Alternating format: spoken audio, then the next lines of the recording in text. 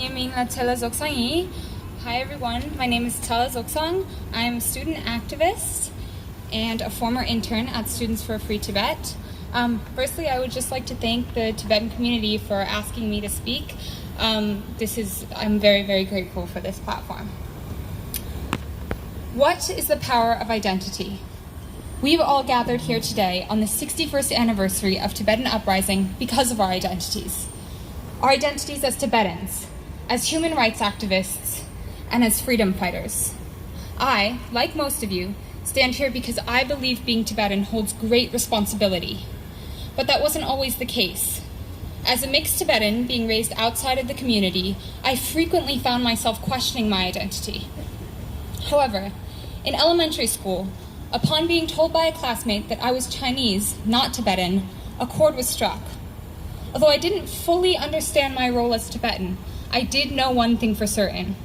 I am Tibetan, and Tibet is not a part of China. In that moment, I was presented with the opportunity to tell them otherwise. I had the irrevocable ability to promote awareness. And I have gradually come to understand that, as a young Tibetan, that is my greatest tool. The power to educate. This rings true now more than ever, as at this time, young people around the world are unprecedentedly engaged in activism.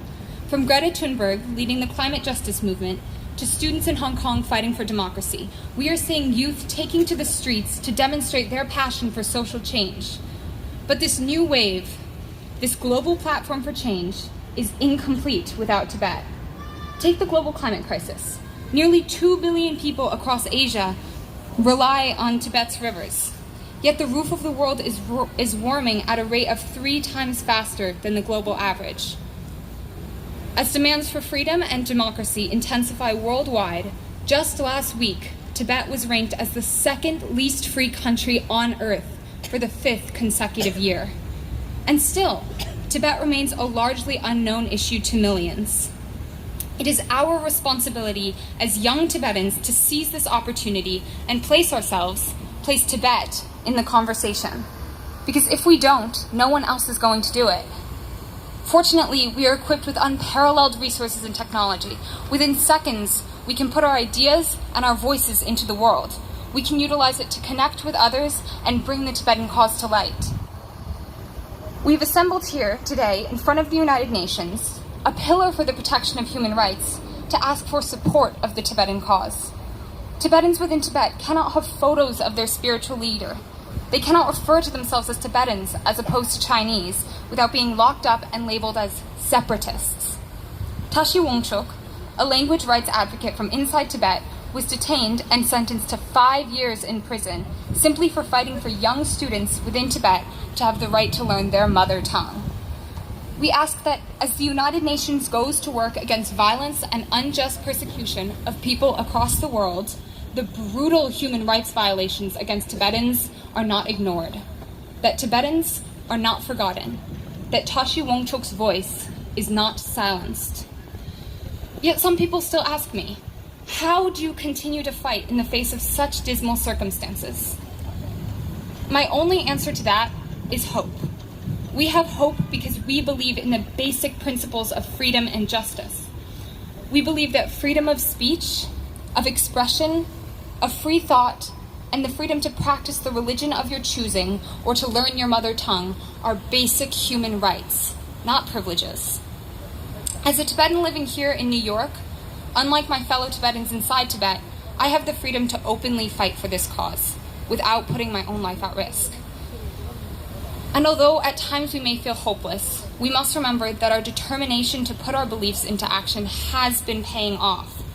Despite having spent billions of dollars over the past 6 decades, China has failed to convince Tibetans and the world that Tibet is a part of China.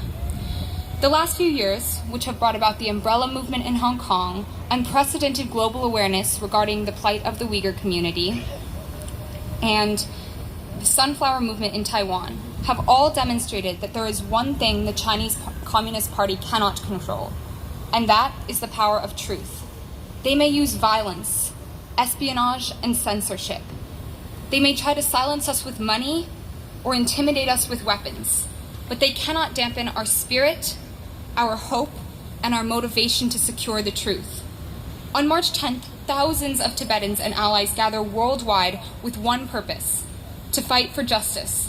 This is proof in itself that grassroots work is effective, that when we unite and harness the power of our collective voices, we bring Tibet one step closer to freedom and justice.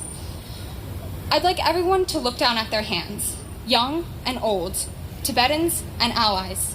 These are the hands, the collective hands that hold the future of Tibet. And for the young Tibetans here today, for the young Tibetans across the world, your identity as a Tibetan, especially as a young Tibetan, has something valuable to contribute to our movement and to our country. Looking out at this sea of faces, I can tell you something right now. We have courage, we have grit, and I have no doubt that as long as we continue to raise our voices and unite under our undying belief in human rights and freedom, we have the power to one day see a free Tibet. Tuchanang. Pegyala!